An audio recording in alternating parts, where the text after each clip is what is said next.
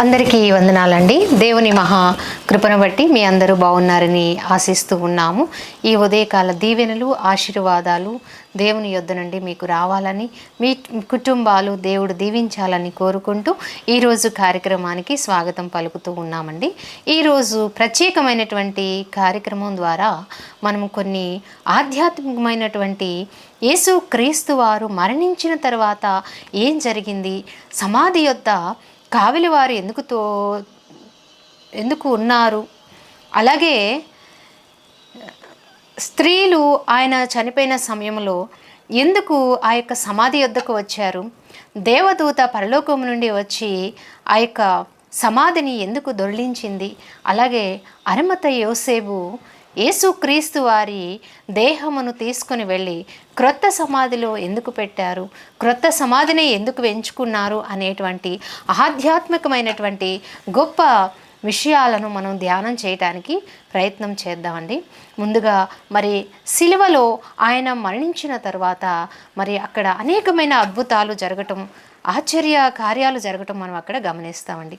భూకంపం వచ్చింది, అలాగే సమాధులు తెరవబడిని అని, అలాగే బండలు బ్రద్దలైని అని, దేవాలయపు తెర చిరిగింది అనేటువంటి విషయాలు మరి చరిత్రలో మనము బైబిల్ ప్రకారం నేర్చుకోగలుగుతామండి. తెర అనేది యెరూషలేము దేవాలయంలో ఎందుకు పెట్టబడిందని మనం ఆలోచన చేస్తే ఆ యొక్క తెర అనేది దేవునికి మానవులకి మధ్య ఒక తెరగా ఉండటం, ఆయన పరిశుద్ధతను తట్టుకోలేని పాపాత్ములుగా ఉన్నటువంటి మనకు ఆయనకి మధ్య ఒక తెర అడ్డుగా ఉన్నట్లు, ఆ యొక్క శిలువ మరణము ద్వారా ఆయన సర్వ పాప పరిహారార్థముగా తన ప్రాణమును పెట్టిన తరువాత ఆ యొక్క తెర చిరిగి దేవునికి మానవునికి మధ్య ఉన్నటువంటి ఆ యొక్క అడ్డు గోడలు తొలగిపోయినట్లు, దేవునితో మన సహవాసం ఏకమైనట్లు దానికి సూచనగా ఆ దేవాలయపు తెర చిరిగినట్లు మనం చూస్తాం. అలాగే బండలు బ్రద్దలు కావటం, అలాగే భూకంపం రావటము కూడా ఇవి లేఖనాల నెరవేర్పు, ప్రవచనాల నెరవేర్పుగా మనం చూడవలసిన అవసరం ఎంతైనా ఉందండి. దేవుని యొక్క ఉగ్రతను తట్టుకోలేని సమయములో, దేవుడు భూమి మీదకి దిగి వచ్చిన సమయములో, అలాగే యేసు క్రీస్తు వారి యొక్క ప్రాణము మీద మన యొక్క సర్వ పాపాలు కృమ్మరించబడి, అలాగే దేవుని యొక్క ఉగ్రత కృమ్మరించబడింది కాబట్టి అక్కడ ఆ యొక్క తెర చిరగటం, అలాగే బండలు బ్రద్దలు కావటం, భూకంపము రావటం, పరిశుద్ధులు లేవటం, సమాధులు తెరవబడటం, ఇవన్నీ కూడా ఒక సృష్టికర్త సృష్టి కొరకు, ఆయన చేసిన మానవుల కొరకు ప్రాణం పెట్టేటువంటి క్రమంలో జరిగిన అనేకమైన అద్భుతాలుగా మనము చూడవలసిన అవసరం ఉంది. ఇంకా అవి ప్రవచనాల నెరవేర్పుగా కూడా మనము గమనించాల్సిన అవసరం ఉందండి. అయితే ఈరోజు ప్రత్యేకముగా యేసు ప్రభువు వారు సిలువలో మరణించిన తర్వాత ఆయన యొక్క దేహాన్ని ఇవ్వమని పిలాతు యొద్దకు ధైర్యంగా వెళ్ళి అడిగినటువంటి అరిమత యోసేపు గురించి కొన్ని ముఖ్యమైన విషయాలు మనం తెలుసుకుందామండి. ఈ యొక్క అరిమత యోసేపు గురించి మనం ఆలోచన చేస్తే అతను ఒక ముఖ్యమైనటువంటి శిష్యుడిగానే ఉన్నాడు, కానీ రహస్య శిష్యుడుగా యేసు ప్రభు వారికి ఉన్నట్లు మనం చూస్తామండి. ఈయన గురించి మనం ఆలోచన చేస్తే మత్తయి సువార్త 27వ అధ్యాయం 57వ వచనం కనుక మనం గమనించినట్లయితే అక్కడ ఈ యొక్క అరిమత యోసేపు అనేటువంటి ధనవంతుని యొక్క గొప్ప వ్యక్తిత్వం అక్కడ మనకి కనపడుతుందండి. ఇంకా ఇతను యోహాను సువార్త 19వ అధ్యాయం 38వ వచనంలో కూడా కనిపిస్తూ ఉన్నాడు.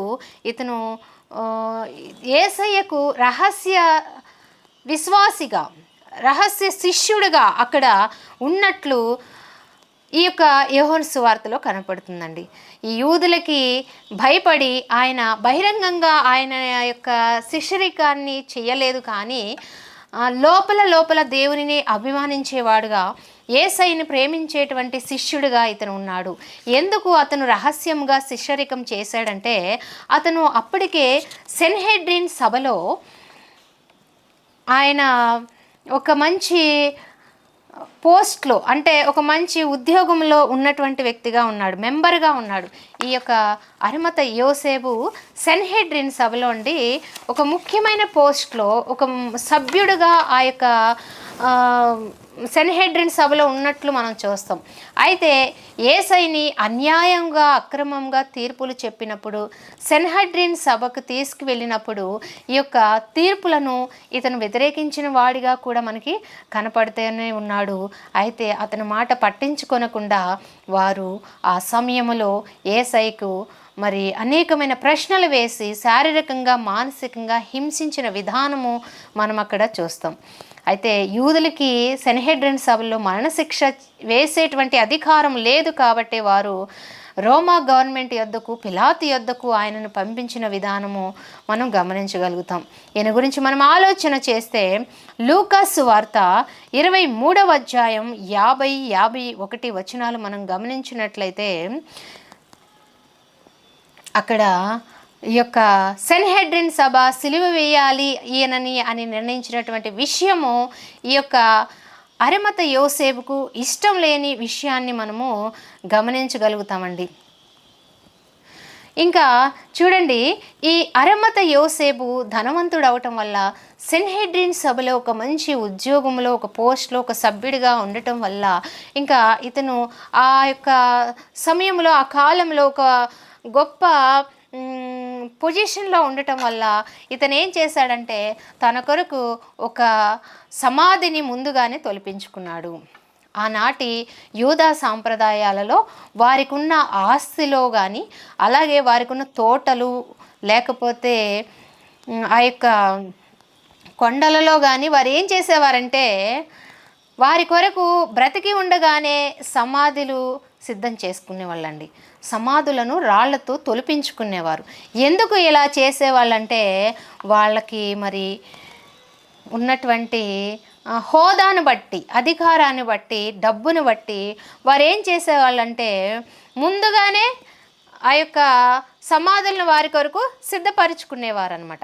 ఎందుకంటే వారు ఉన్నవారు స్టేటస్ ఉన్నవారు కాబట్టి ఖచ్చితంగా ఈ సమాధులను వారు తొలిపించుకునేటువంటి అధికారము వాళ్ళకి ఉండేది.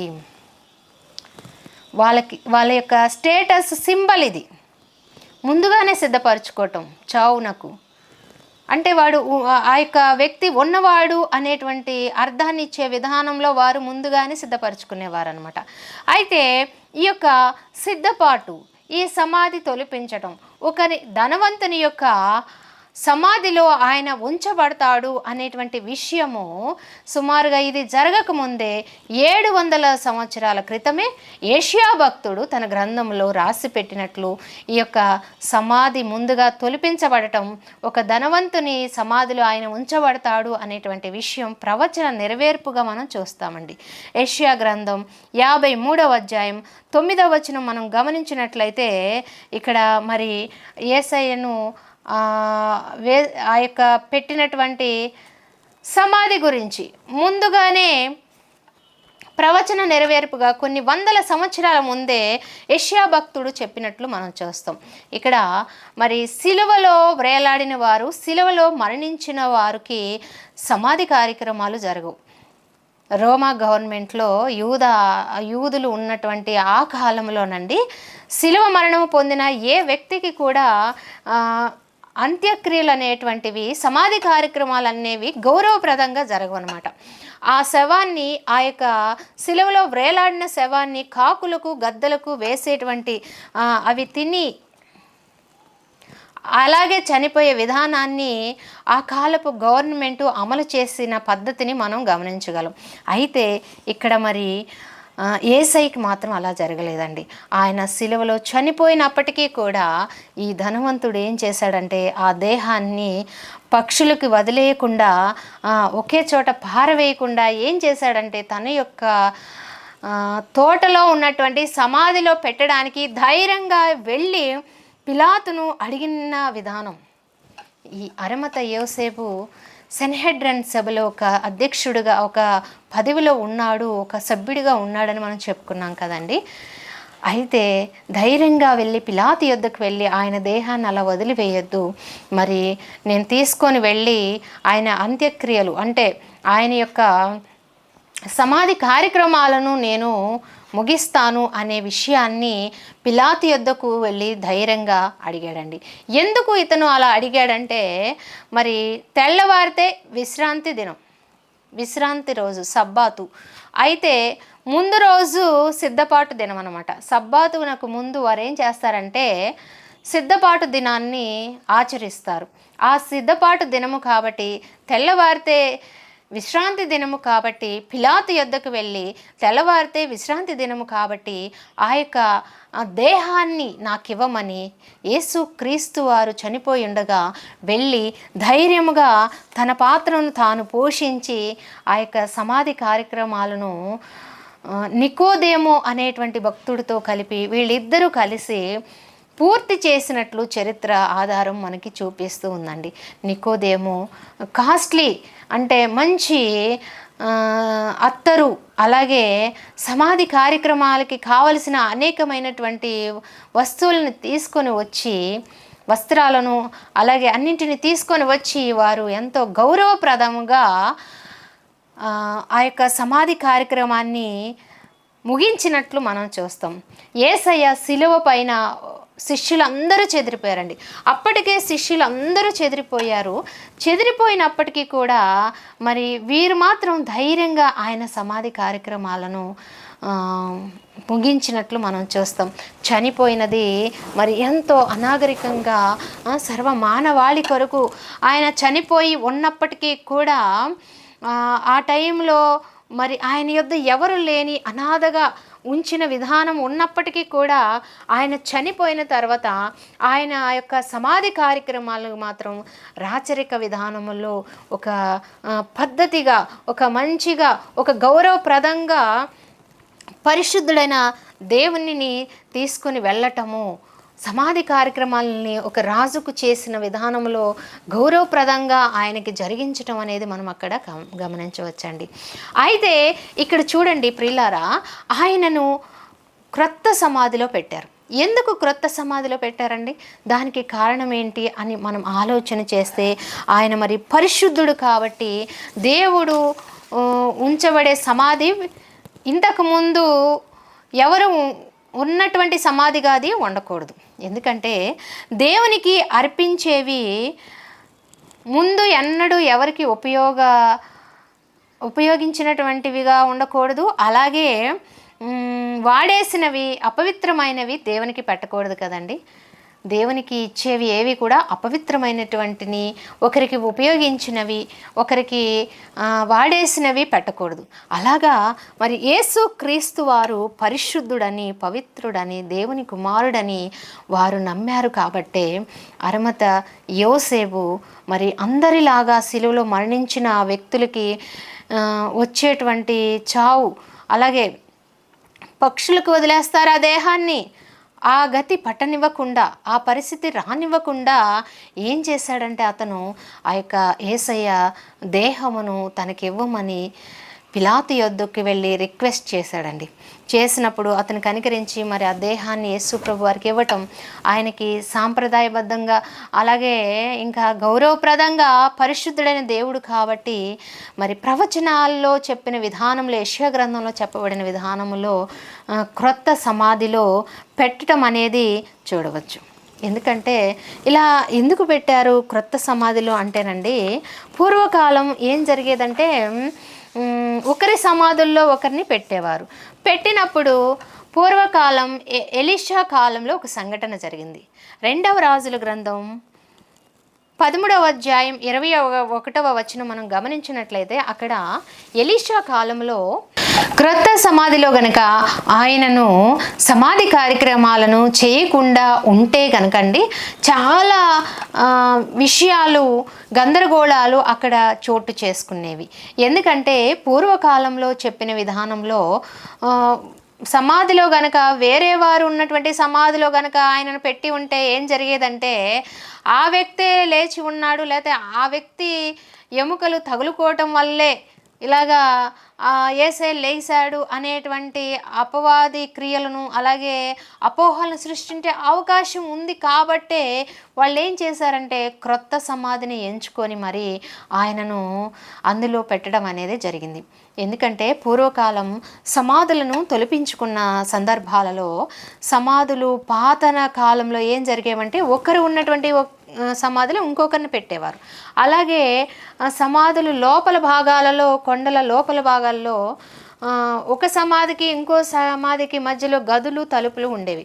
అలాగా సమాధులు లోపల గదులు తలుపులు ఉండటం వల్ల వారు లేచింది వేరే వ్యక్తి ఏమో అనే విధానంలో వారు ఎక్కడ యేసు ప్రభు వారి యొక్క మరణం గురించి అబద్ధ సాక్ష్యంగా ప్రపంచానికి వారు పరిచయం చేస్తారో లేకపోతే కామిస్తారేమో, అలాగే అబద్ధ సాక్ష్యాలు చెబుతారేమో అనే ఉద్దేశంతో ఒక రాతి, ఆ రాతికి ఒకటే తలుపు ఉందండి, వేరే వేరే తలుపులు లేవు, లోపల కనెక్షన్ లేదు ఆ సమాధికి. ఒక వ్యక్తి కోసము ఆ యొక్క తోటలో అతను తొలిపించుకున్నాడు ప్రత్యేకంగా ఒకే డోర్ ఉండేలాగా. ఆ డోరు దగ్గర కావలి వారు కాపలా ఉన్నారు. అప్పటికే ఈ యొక్క పరిసయ్యులు యేసయ్య మూడో రోజున లెగుస్తారు అనేటువంటి విషయాన్ని గుర్తుపెట్టుకొని ఏం చేశారంటే ఏ విధంగానైనా శిష్యులు ఎత్తుకొని పోతారేమో ఆయననే ఉద్దేశంతో వాళ్ళు ఏం చేస్తారంటే కావలి వారిని కాపలి ఉంచారు. ఆ కావలి వారి వద్దకు కూడా వచ్చి వారు ఏం చెప్పారంటే మీరు ఏం చేస్తారంటే యేసయ్య కనుక ఒకవేళ లేకపోతే శిష్యులు వచ్చి ఆయన దొంగిలించుకొని తీసుకొని వెళ్ళారు అనే అబద్ధ సాక్ష్యం చెప్పమని చెప్పినట్లుగా కూడా అక్కడ చూస్తామండి. అంటే పకడ్బందీగా ఈ యొక్క లోకానికి యేసు క్రీస్తే దేవుడని మరి యేసే క్రీస్తని నమ్మించడానికి అలాగే స్పష్టమైనటువంటి ఆధారాలతో ఆయనను సమాధి కార్యక్రమాలు జరిపించారు. ఎందుకు జరిపించారంటే ఇక్కడ ఎక్కడా కూడా ఎటువంటి పుకారులు అపవాదులు రాకుండా, అంటే ఏంటంటే ఇది అదై ఉండొచ్చు అది ఇదై ఉండొచ్చు అనేటువంటి కావింపులు ఉండేవి ఆ కాలంలో. ఈ శరీర విషయంలో ఆయన దేహం విషయంలో ఎటువంటి గందరగోళాలు ఉండకూడదు అనేటువంటి ఉద్దేశంతోనే వారు ఆ క్రొత్తగా తొలిపించిన ఒకే తలుపు ఉన్నటువంటి డోర్ని పెట్టారండి.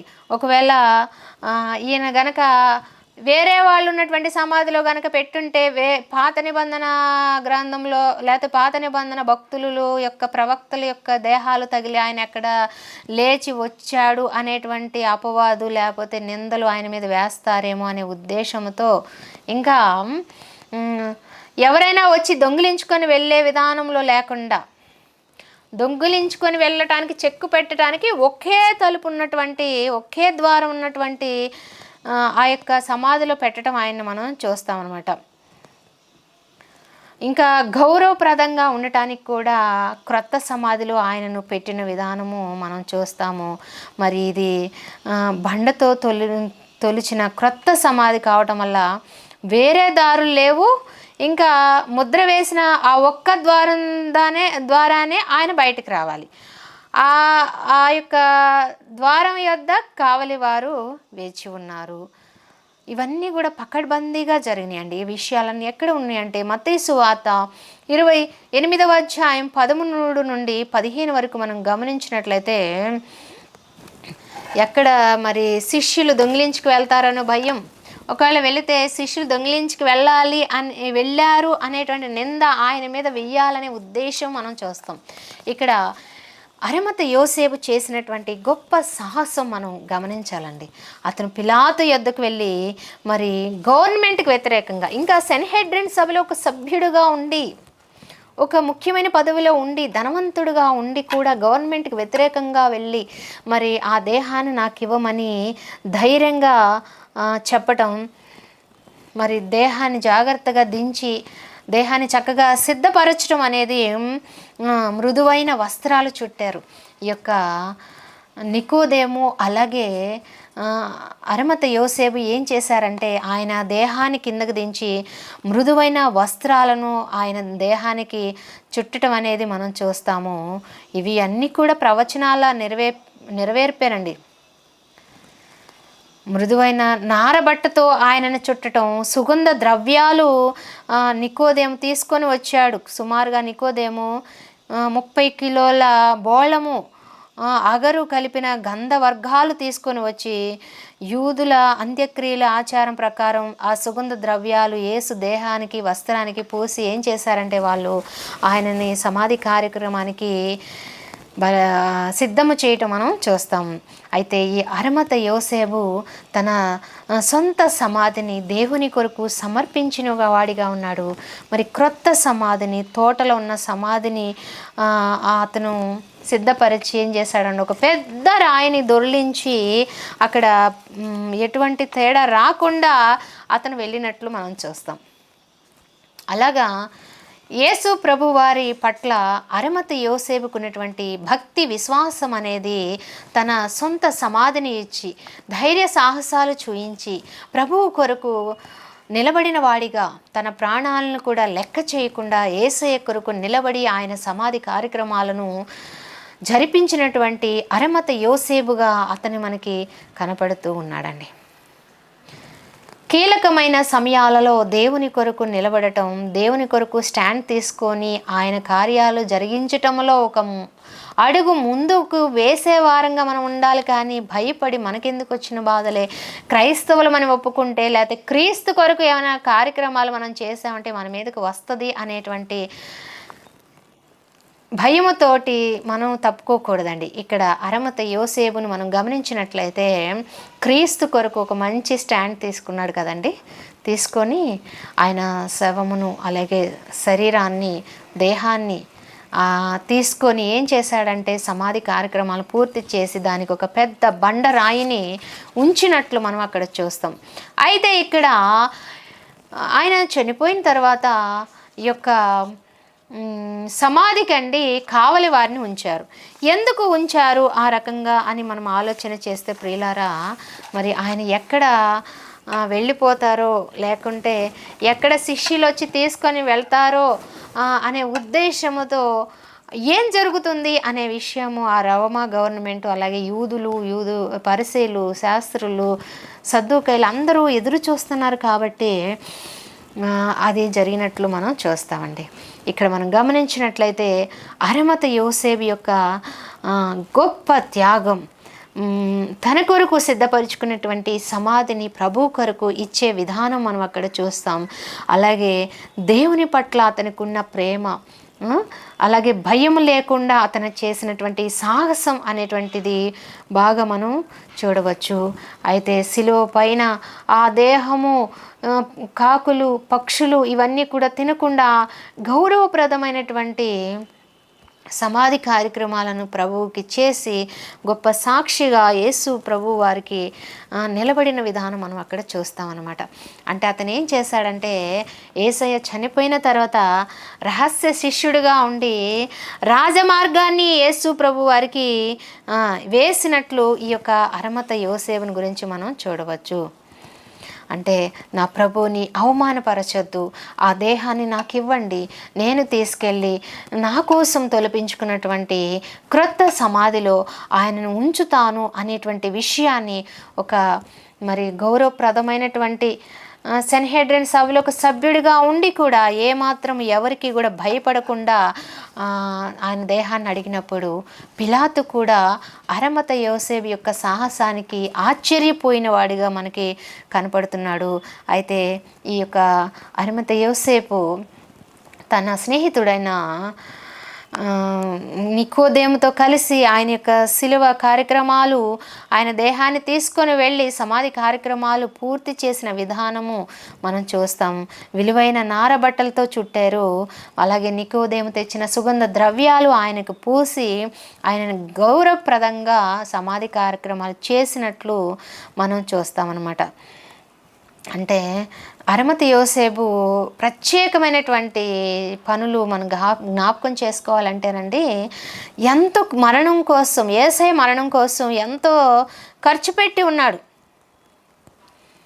తన ఆస్తిని, తన అంతస్తుని, తన హోదాని, లేకపోతే సెన్హెడ్రిన్ సభలో ఒక సభ్యుడిగా ఉండి తనకేమైనా నష్టం వస్తుందని అని భావించలేదు. కానీ రాచరికపు సమాధిని యేసు కొరకు సిద్ధపరిచినటువంటి అరిమతి యోసేపుగా ఇతను కనిపిస్తున్నాడు అనమాట.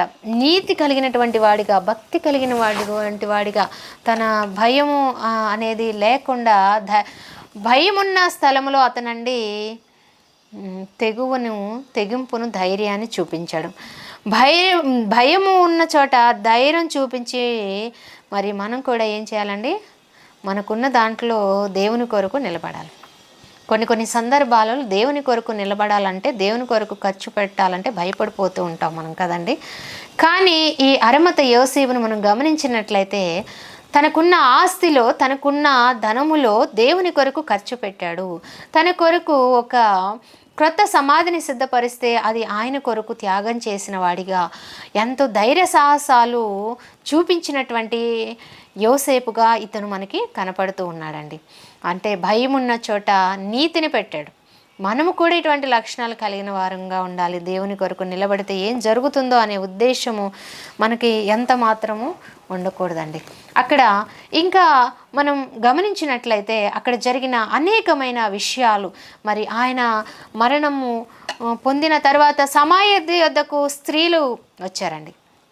స్త్రీలు రావటంలో ఉన్నటువంటి ఉద్దేశం ఏంటంటే, స్త్రీలు ఆనాటి కాలంలో మరి బానిసలతో సమానంగా గౌరవం లేని విధానంలో, చాలా నీచమైన స్థితిలో, చాలా బాధలు పడేటువంటి స్థితిలో ఉండేవారు.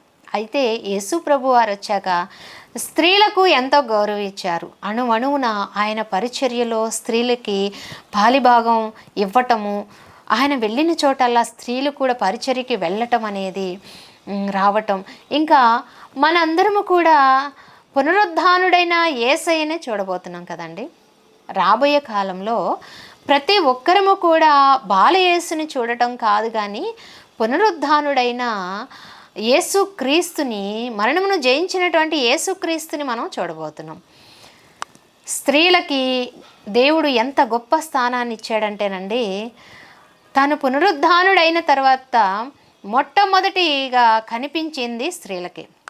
స్త్రీలకి ఆనాడు చాలా తక్కువ చూపు ఉంటే, యేసయ్య మాత్రం తన యొక్క పునరుద్ధానమును మొట్టమొదటిగా స్త్రీలకే చూపించిన వాడిగా ఉన్నాడు. అంటే ఆయన స్త్రీలకు వేయబడిన కట్లను విప్పాడు, బంధకాలను విప్పి వారితో మరి ఎంతో మంచి సహవాసము కలిగి పరిచర్యలో ముందుకు సాగిన వాడిగా యేసయ్య కనపడుతున్నాడండి. పునరుద్ధానం పొందిన యేసయ్యనే మనం చూడబోతున్నాం. అట్టి భాగ్యము ముందుగా స్త్రీలకు దక్కింది. అంటే ఈ కాలంలో స్త్రీలు పరిచర్య చేయకూడదు, లేకుంటే బల్ల ఇవ్వకూడదు, బల్ల తీసుకోకూడదు, అది ఇదని చెప్పే అందరికీ కూడా యేసయ్య ఒకటే సమాధానాన్ని ఇచ్చాడు. ఏంటంటే స్త్రీలలో కూడా మరి ఆత్మ అనేది ఉందని, వారు కూడా సమానమైనటువంటి వారే అనేటువంటి ఉద్దేశంతో మొట్టమొదట పునరుద్ధానుడైన ప్రభువు స్త్రీలకి కనబడటం అనేది గమనార్హంగా ఉంది అనేటువంటి విషయాన్ని మనం గమనించాలి. అలాగే పరలోకము నుండి ఒక దేవదూత వచ్చింది. దేవదూత వచ్చి ఆ రాయిని తొలిపించే సమయంలో అక్కడ భూకంపం రావటం కూడా మనం చూస్తాము. ఆ యొక్క సువార్తను మీరు ఎవరిని వెతుకుతున్నారు, యేసయ్య లేచి ఉన్నాడు అనేటువంటి గొప్ప సువార్త ఆ దూత కూడా చెప్పినట్లు. అంటే దూత రావటంలో ఉన్నటువంటి ముఖ్యమైన ఉద్దేశం ఏంటంటే, ఆయన ఏలోక సంబంధమైనటువంటి వాడు కాదు, పరలోక సంబంధమైన వాడని తండ్రి ఆయనని ఇక్కడికి పంపించారండి. మానవుల పాప పరిహారార్థం ఆయన బలి అయ్యారని, ఆయన లేచారనే ఉద్దేశంతో ఆ యొక్క దేవదూత వచ్చింది. ఆ దేవదూతకున్న మెరుపు, ఆ తేజస్సును మరి భూమి మీదకి వచ్చిన విధానం చూసినప్పుడు అక్కడ భూకంపం సంభవించినట్లు, అక్కడి కావలి ఉన్నటువంటి కాపలాదారులు కూడా భయపడినట్లు చూస్తామన్నమాట. ఎన్ని గొప్ప అద్భుతాలండి యేసు క్రీస్తు వారి మరణములో మనం గమనించినట్లయితే. ఎన్నో గొప్ప అద్భుతాలు ఆ సమయంలో జరిగినాయి. భూకంపం వచ్చింది, దేవుని దూత నేరుగా పరలోక రాజ్యం నుండి భూమికి దిగి రావటం అక్కడ చూస్తాము. మొట్టమొదటిగా యేసు ప్రభువారు స్త్రీలకు కనపడటము, స్త్రీలు వెళ్ళి ఆయనను మేము చూసామని చెప్పడము, అక్కడ ఇంకా కావలి ఉన్నటువంటి ఆ రోమా గవర్నమెంటు బంట్రోతులు భయపడటం, ఇవన్నీ విషయాలు మనం చూడవచ్చండి. మరణించిన తర్వాత ఆయన ఎక్కడికి వెళ్ళారు? 3 రోజులు భూగర్భంలో ఉన్నారు. ఆ సమయంలో ఏం జరిగింది అనేటువంటి గొప్ప మర్మయుక్తమైన రహస్యాల గురించి తెలుసుకోవాలని క్రైస్తవ లోకానికి అనేకమైనటువంటి సందేహాలు ఉంటాయండి. ఆయన 3 రాత్రింబగళ్ళు ఏం చేశారు, ఎక్కడికి వెళ్ళారు అనేటువంటి విషయాన్ని మనం గమనించినట్లయితే మత్తయి సువార్త 12వ అధ్యాయం 40వ వచనం మనం గమనించినట్లయితే అక్కడ ఉంటుంది కదా, యోనా 3 రాత్రింబగళ్ళు తిమింగళము కడుపులో ఉన్నట్లు మనుష్య కుమారుడు భూగర్భంలో ఉన్నాడు అనేటువంటి వాక్యం మనం అక్కడ చూస్తాం. అంటే వీరు సమాధి చేయబడిన తర్వాత వారు వెళ్ళిపోయారు. రాయిని పొర్లించి స్ట్రాంగ్గా దానికి మరి తాళం వేసి వెళ్ళిపోయారండి. వెళ్ళిపోయిన తర్వాత మరి యేసు ప్రభు వారు 3 రాత్రింబగళ్ళు ఎక్కడ ఉన్నారు అనేటువంటి విషయాన్ని మనం ధ్యానం చేద్దాం. అలాగే కొలస్సీలకు రాసిన పత్రిక 2వ అధ్యాయం 15వ వచనం మనం గమనించినట్లయితే ఆయన ప్రధానులను అధికారులను నిరాయుధులుగా చేసి శిలువ చేత వారిపై విజయోత్సవం జరిగించి పగటారంగంగా వారిని వేడుకను విజయోత్సవముగా సిలువను జయించిన వాడిగా మనకి కనపడుతున్నాడు. సిలువను జయించిన ఆయన 3 రాత్రింబగళ్ళు ఎక్కడ ఉన్నాడు అనే ఆలోచన మనం చేస్తే ప్రియులారా, మరి పరదైసులో మరి ఆ యొక్క భూగర్భంలో 2 భాగాలు ఉన్నట్లు మనం చూస్తామండి. ఒకటి ఏంటంటే పాతాళము, నరకం ఉంది. ఇంకొకటి ఏంటంటే అబ్రహాము రొమ్ము ఉంది. అంటే పాత నిబంధన గ్రంథపు భక్తులు దానియేలు కావచ్చు, దావీదు కావచ్చు, ఇంకా నోవహు, ఇంకా అందరూ దేవుని కొరకు జీవించిన అబ్రహాము, ఇస్సాకు, యాకోబులు వీరంతా ఎక్కడ ఉన్నారు? మరి దేవుని యొక్క విధానములో పాప పరిహారార్థ బలి అంటే యేసు ప్రభు వారు ఇంకా రాలేదు కదా, పాప పరిహారార్థముగా మానవుల కొరకు ఆయన ప్రాణం పెట్టలేదు. మరి ప్రాణం పెట్టిన వారికి డైరెక్ట్గా దేవుని యొక్క 3వ ఆకాశంలోనికి ఆత్మలను తీసుకువెళ్ళేటువంటి అవకాశం ఉంది. అయితే పాత నిబంధన గ్రంథంలో ఉన్నటువంటి భక్తులకి మరి మోక్షం ఎలా, పరలోకం ఎలా? 3వ ఆకాశమునకు వాళ్ళు వెళ్ళలేదు కదా, అప్పటికే ప్రాణత్యాగం జరగలేదు కదా సిలువలో. మరి యేసు ప్రభు వారు ప్రాణం పెట్టలేదు. మరి వారు ఇంతకాలం ఎక్కడ ఉన్నట్లు అని మనం ఆలోచన చేస్తే వారు భూగర్భములో అబ్రహాము రొమ్మున ఉన్నారండి వీళ్ళంతా. ఈ యొక్క పాతాళము 2 భాగాలుగా ఉంటే పాపాలు, తప్పులు, దోషాలు చేసినటువంటి వారేమో నరకంలోనికి వెళుతూ ఉన్నారు. అలాగే నీతిమంతులుగా ఉన్నవారు యేసు ప్రభు రాకడ కొరకు, ఆయన విమోచించుట కొరకు వారు ఎదురు చూస్తూ అబ్రహాము యొక్క రొమ్మున ఉన్నట్లు మనం చూస్తాం. లేఖనాల ఆధారముగా ఈ యొక్క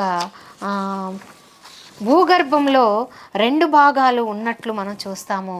ఆ 2 భాగాలు ఏంటంటే, ఒక భాగము వచ్చేసి నరకము, పాతాళముగా ఉంటే అక్కడే మరి నీతిమంతులుగా జీవించిన పాత నిబంధన భక్తుల కొరకు అబ్రహాము రొమ్ము కూడా అక్కడ ఉన్నట్లు మనము చూస్తామండి.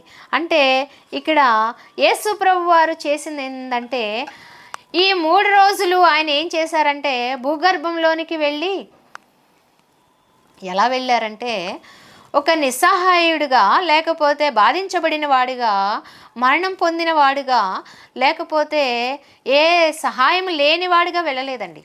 ఆయన ఎలా వెళ్ళారండి అంటే మరణంపై విజయం పొందిన వాడిగా వెళ్ళి పాత నిబంధన గ్రంథపు భక్తులు ఉన్నటువంటి స్థలానికి వెళ్ళాడు. భూగర్భములో చెరలోనికి వెళ్ళారు, చెరను చెరగా పట్టుకొని వెళ్ళారు. పాతాళములో ఉన్నటువంటి అబ్రహాము రొమ్మున ఉన్నటువంటి వ్యక్తులకి వాక్యము చెప్పి సువార్త ప్రకటించి వారిని చెరపట్టుకొని 3వ ఆకాశానికి తీసుకెళ్ళిన విధానము ఈ 3 రోజుల కార్యక్రమంలో జరిగినట్లు మనము చూడగలుగుతామండి. అంటే ఈ 3 రోజులు జరిగినటువంటి ఆ యొక్క కార్యక్రమాలు ఏమున్నాయి, యేసయ్య ఏం చేశాడు అనేటువంటి విషయాన్ని మనం గమనించినట్లయితే ఆ యొక్క పాతాళములో భూగర్భంలో 2 భాగాలు ఉన్నాయి. ఒకటి అబ్రహాము రొమ్ము ఉంది. అందులో పాత నిబంధనకి సంబంధించినటువంటి భక్తులు, నీతిమంతులు, దేవుని కొరకు జీవించిన వారందరూ కూడా బంధింపబడి ఉన్నారు. అలాగే అనీతిమంతులు లేకపోతే అపవిత్రంగా జీవించిన వారందరూ నరకంలో అగాధంలో ఉన్నట్లుగా మనం చూస్తాం. దీనికి ఆధారంగా మనము ఎఫెసీలకు రాసిన పత్రిక 4వ అధ్యాయం 9వ వచనం మనం గమనించినట్లయితే ఆయన భూమి యొక్క అగాధ స్థలమునకు దిగినని అర్థమిచ్చుచున్నది కదా. అంటే ఆయన భూమి యొక్క అగాధ స్థలంలోనికి దిగిపోయాడు అనేటువంటి విషయాన్ని ఇక్కడ చెబుతూ ఉన్నాడు. ఈ 3 రోజుల్లో ఆయన చేసిన పని ఇదే అన్నమాట. ఎలా వెళ్ళాడంటే ఒక విజయోత్సవం కలిగిన వాడిగా, మరణంపై విజయం పొందిన వాడిగా, సర్వ అధికారం కలిగిన దేవుడుగా ఆయన వెళ్ళినట్లు మనం చూస్తాం. అలాగే 1 పేతురు పత్రిక 3వ అధ్యాయం 19వ వచనం మనం గమనించినట్లయితే అక్కడ ఆయన ఆత్మలో ఉన్నవాడై వెళ్ళి చెరలో ఉన్న ఆత్మలకు ప్రకటించాను. ఆయన ఆత్మలో ఉన్నవాడై వెళ్ళి చెరలో ఉన్న ఆత్మల కంటే సువార్తను ప్రకటించాడు, దేవుని వాక్యము చెప్పాడు.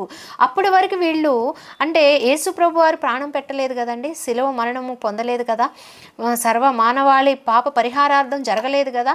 అప్పటి వరకు వీళ్ళు ఎక్కడున్నారంట? అబ్రహాము రొమ్మున ఉన్నారు. వెళ్ళి వారికి ఏం చేశాడంటే, ఎవరెవరికి వాక్యం చెప్పాడంటే, నీతిగా జీవించిన వారికి, అలాగే నోవహు కాలంలో అవిధులైన వారికి కూడా దేవుని తీర్పు విమోచన ఉంది అనేటువంటి సువార్తను వారందరికీ ప్రకటించిన దేవుడుగా ఉన్నాడు. వీరందరూ కూడా పాత నిబంధన భక్తులుగా మనకి కనిపిస్తున్నారు. ఎఫెసీలకు రాసిన పత్రిక 4వ అధ్యాయం 8వ వచనం మనం గమనించినట్లయితే అక్కడ కూడా ఉంటుంది కదా, ఆయన ఉన్నతమునకు ఎక్కినప్పుడు చెరను చెరగా పట్టుకొని పోయెను. అంటే అక్కడ పాతాళంలో అబ్రహాము రొమ్మున ఉన్నటువంటి వారికి వాక్యమును చెప్పి, పాత నిబంధన భక్తులకి వాక్యము చెప్పి, అబ్రహాము, ఇస్సాకు, యాకోబు వంటి భక్తులకి వాక్యాన్ని చెప్పి ఏం చేశాడంటే చెరను చెరగా పైకి 3వ ఆకాశానికి తీసుకొని వెళ్ళాడు అనేటువంటి విషయాన్ని ఇక్కడ మనం గమనించాలి. అంటే యేసు ఎక్కడికి వెళ్ళారంటే చెర నుండి విడిపించి తనతో పాటు ఉన్నతంగా ఉన్నటువంటి 3వ ఆకాశానికి వారిని తీసుకువెళ్ళినట్లుగా చూడవచ్చండి. ఇంకా ఆయన మృత్యుంజయుడై లేచెను. ఆయన మృత్యుం గురించి కూడా మనం ఆలోచన చేస్తే ఆయన ప్రథమ ఫలముగా లేచాడు. అంటే ఎవరి సహాయం లేకుండా తనకు తానుగా తన యొక్క శక్తి ద్వారా ఆయన లేచిన వాడిగా మనకి కనిపిస్తున్నాడు అనమాట. ప్రకటన గ్రంథము 1వ అధ్యాయం 18వ వచనం మనం గమనించినట్లయితే అక్కడ అంటాడు కదా, నేను మృతిని గాని ఇదిగో యుగ యుగములు జీవించుచున్నాను, మరియు మరణము యొక్కయు పాతాళము యొక్కయు తాళపు చెవులను నా స్వాధీనంలో ఉన్నవి. అప్పటి వరకు పాతాళం యొక్క తాళపు చెవులు ఎవరి ఆధీనంలో ఉన్నాయండి? సాతాను యొక్క ఆధీనంలో ఉన్నట్లు మనం చూస్తాము. పాతాళం యొక్క తాళపు చెవులు సాతాను చేతుల్లో ఉన్నాయి అప్పటి వరకు. అంటే మరణం పైన విజయం లేదు, మరణించిన వారు అక్కడ బంధించబడి ఉన్నారు. వాళ్ళంతా కూడా మరి సాతాను యొక్క ఆధీనంలో ఉన్నారనమాట. అలా సాతాను యొక్క ఆధీనంలో ఉన్నటువంటి వారికి వాక్యం చెప్పి విడిపించి పాతాళం యొక్క తాళపు చెవులను యేసు ప్రభు వారు తీసుకున్నారు. సాతాను చేతులలో ఏ అధికారం లేకుండా చేశారు. అంటే మరణము పైన ఆయనకి ఎప్పుడైతే విజయము వచ్చిందో అప్పుడు ఏం జరిగిందంటే సాతాను ఓడిపోయాడు. సాతాను చేతిలో ఉన్నటువంటి తాళపు చెవులు యేసుక్రీస్తు వారి యొద్దకు వచ్చేసాయి. అంటే అర్థం ఏంటంటే ఆయన వారిని విడిపించాడని అర్థం. అప్పటి వరకు సాతాను ఏమనుకుంటున్నాడంటే ఆది కాండంలోనే ఉన్నటువంటి ఆదాము అవ్వ ద్వారా పాపం వచ్చింది, మరణం వచ్చింది కదండి, మరణాన్ని నేను ఈ లోకానికి తీసుకురాగలిగాను, మరణించేటట్లు చేయగలిగాను, చావులోనికి మానవుల్ని నడిపించగలిగాను అనేటువంటి గర్వము సాతానుకు ఉంటే యేసు ప్రభువారు ఎప్పుడైతే మృత్యుంజయుడయ్యి మరణించి తిరిగి లేచారో అప్పటి నుండి మరణముపై విజయము ఆయనకు వచ్చినట్లు, సాతాను ఓడిపోయినట్లు, సాతాను యొక్క గర్వము అణచబడినట్లు, సాతానుడు అనుకున్న విధానంలో మరణము అనేది మానవులకు వచ్చిందని, మరణంలోకి పాతాళంలోనికి వారిని తీసుకెళ్ళగలిగాను అనేటువంటి గర్వము నుండి సాతానుని అణిచివేసినటువంటి యేసు ప్రభువారిగా మనకి ఇక్కడ కనిపిస్తున్నాడు. ఇకపై మరణము ఎవరిని బంధించలేదు. యేసు ద్వారా అందరికీ విడుదల, విమోచన కలిగింది. పరలోక రాజ్యం ఉంది అనేటువంటిది ఈ 3 రోజులు జరిగినటువంటి పాతాళపు సంభాషణలు ఇవి. ఆయన వెళ్ళి వారికి వాక్యం చెప్పటం, మరణం యొక్క పాతాళం యొక్క తాళపు చెవులను యేసు ప్రభువారు సాతాను యొద్ద నుండి స్వాధీనం చేసుకున్నారు. మరణం మీద జయము నాకు ఉంది అనేటువంటి గర్వాన్ని సాతానికి అణగద్రొక్కి ఆయన ఏం చేశారంటే దానిని తీసివేసినట్లు చూడొచ్చు.